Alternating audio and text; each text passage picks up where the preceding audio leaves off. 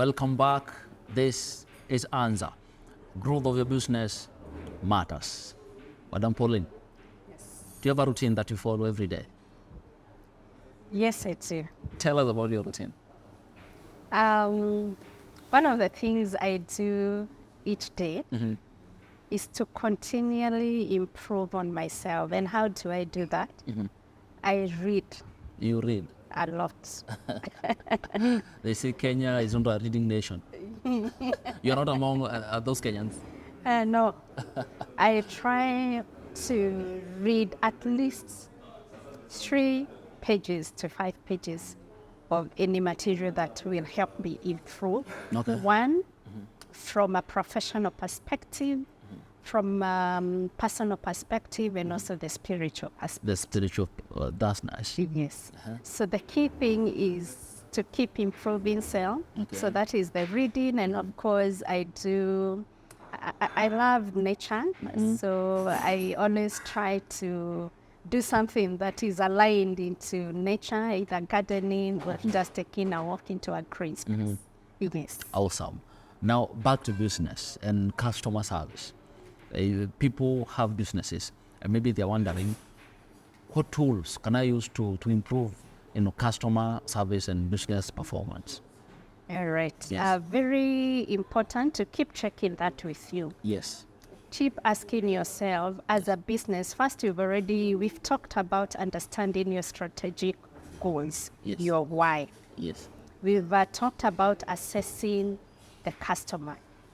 And we've also said we need to check at the end of the day, what is the value that you want to gain also as a shareholder.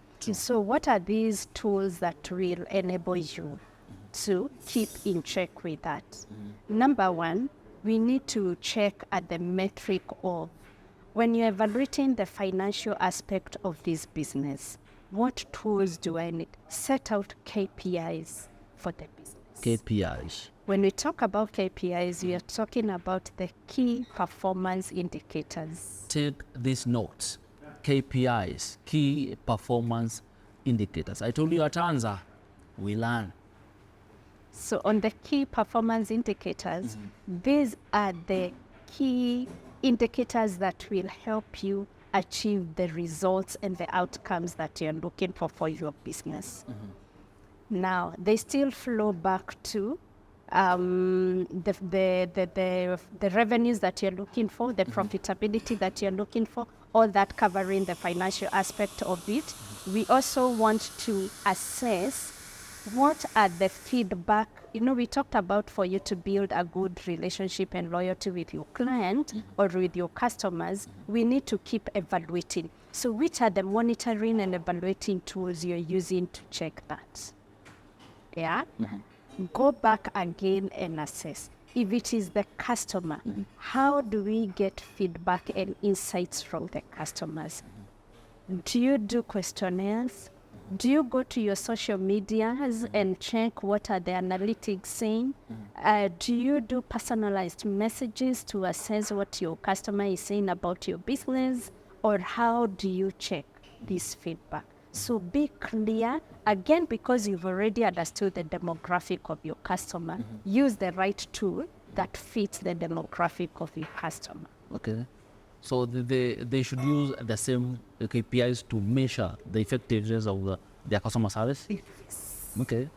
Now, on the KPI for your customer service, we had looked earlier on at some of the aspects. Yes. We had looked about on the insights and the data from a customer satisfaction perspective. We had also looked at the retention perspective. There's also something else we call the Net Promoter Score. What does that mean?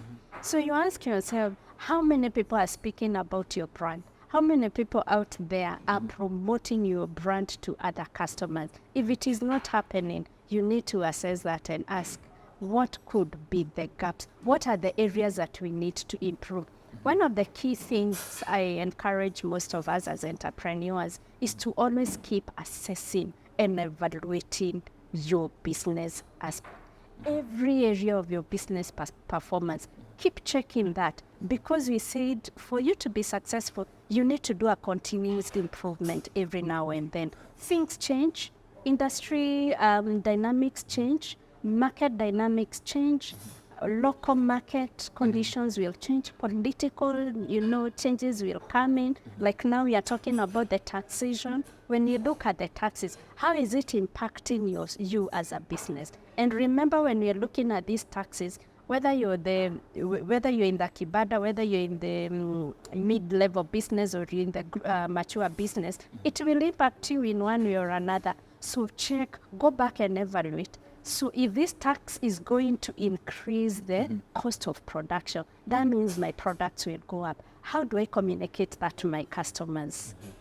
Because you need to go back to the customer and tell them, look, we may be affecting price changes. How do you communicate that? And timely. Be proactive. Don't wait for the customer to come and check with you. Be proactive and inform your customers well in advance. We're talking of communicating with customers. There's the issue of keeping the customers' data. What are the basics? Should we just should businesses always record phone numbers for these customers, their emails? The issue of data. Yes, the issue of data. Yes, has become very thorny. Yes. And we know that the government has already set up the data protection. There's an authority that deals with that. And now that conversation of holding customer data has somehow changed. And it is as a business, you have to be very intentional and careful with what you're doing, because it has to align with the regulations that have been set up. Now, what do we need to do? Yes, we will need to collect, sometimes we may need to collect this information from our customers. And one of the key reasons why we collect information from the customer is not for us as a business to keep that information, but it's for us to help us improve on the service that we are delivering. And how do we improve that?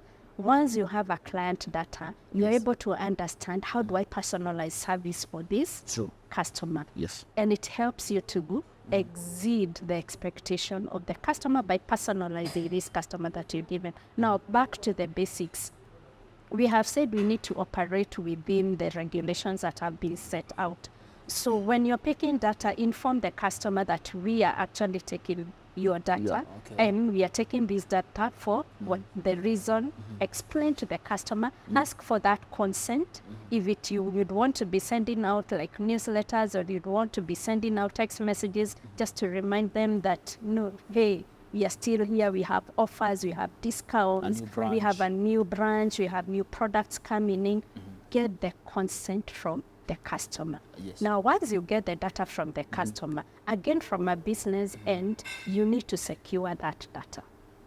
So what does it mean? If you already have a system that's able to store that data, let it be well secured. Know who has access to this data.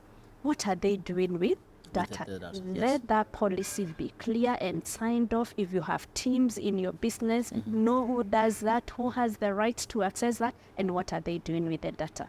However, with some businesses, they outsource a third party who do the data storage for them. You also need to be to have those contracts very clear that it is we are only supposed to do X, Y, Z with the data of the customer. There's a confidentiality part into it. So be very careful, be very intentional to operate within the regulations set out, know who is that. And the last one, the key one, empower your employees to understand these things. Why do they need to be careful in the way they utilize the customer data? And what will be the consequences should there be a breach of the data policy or the data usage? What happens? Exciting. Madam, we are almost moving towards the end of the show, but you'll get a chance to give your parting shot. But before that, let's have some fun. If you could sit down with a business leader, who are you choosing? Very interesting. Yes. Who are you choosing? There are very many successful business people around, but there's a particular one that I really admire. The CEO and the founder of Equity Bank, founder and CEO of Equity Bank, Mr. Mwangi mwenyewe. Mr. Mwangi mwenyewe. And why Fantastic. is that when you track back and look at where equity began? Yes. I want to call it equity. Like Equity. he calls it. He Yes. calls it equity. Equity Bank. Yes. Equity Bank. So when you look back and track, where did Equity Bank begin? It started as a building society. Yes. What was happening then in the banking sector? You know, the people who were in the bottom of the pyramid were not privileged to have access to these financial services. Yes. Mwangi came and saw these people need to experience the same service that these affluent people are receiving. He came and changed the conversation, the landscape of the financial sector, and everything just changed. He brought in a human face into it. And that's what I like about it. There's a human spirit. I love people. I love working with people. And so when I see that as a model that he came to introduce, and it went down and impacted even all these other financial aspects, I would want to sit with him and ask him, how did you get it so right? Okay. Yes. Mr. Mwangi, whatever you are, someone wants to have lunch with you. The funniest customer service you've ever experienced. The funniest. Wow. Yes. The funniest? I want to go back to when I was in the corporate space before I went into self-employment, and we Yes. were dealing with a wide range of dynamic clients. Yes. And so there's this one who came and opened up an account in the institution that I was working in, but they forgot that they had opened an account with us, because they already had many accounts for different purposes. And so one day the customer comes and he wants to do a transaction. So when we asked for the details, and what he provided was not what we were looking for. And he was there, you know, insisting that this is the account that he opened. So after we did the know your client processes, asking the rightful questions and all that, then along the way he said, you know what? I thought that account was hidden at another account, and so I was looking for the hidden account. And by the time we understood what this guy was saying, we had gone round and done so many other checks. It Okay. was so interesting because he could not even remember the name of the account that he had opened up. Okay. Music. Are you a fan of music? Yes? Are you a fan of music? Yes and no. Gospel. Gospel, eh? Yes. Which song is in your mind right now? Wow. We can try and sing. Maybe it's something that a song that we know. Great is thy faithfulness. Jesus Christ, what? Because his faithfulness is what keeps us each day for those of us who are believers. Yes. It is what drives our businesses every day. It's what drives us everything that we do. So great is thy faithfulness. Fantastic. Now, back to our audiences. You know, our audience, they are watching us, and your experience, you have seen it all, and of course the journey, you know, is, you know, you're still moving. Yeah. What are some of the opportunities that they can take advantage of? You know, whether someone is running their own business locally, internationally. What are some of the advantages that they can take advantage of? I think right now I want to focus on the area of innovation and what we can be able to take advantage of. We know that technology innovation has really hit businesses from every perspective, and with that we need to evolve accordingly. And so there's a place of the AI. You know, the AI has come to change the conversation of how businesses are doing things. Yes, the artificial intelligence.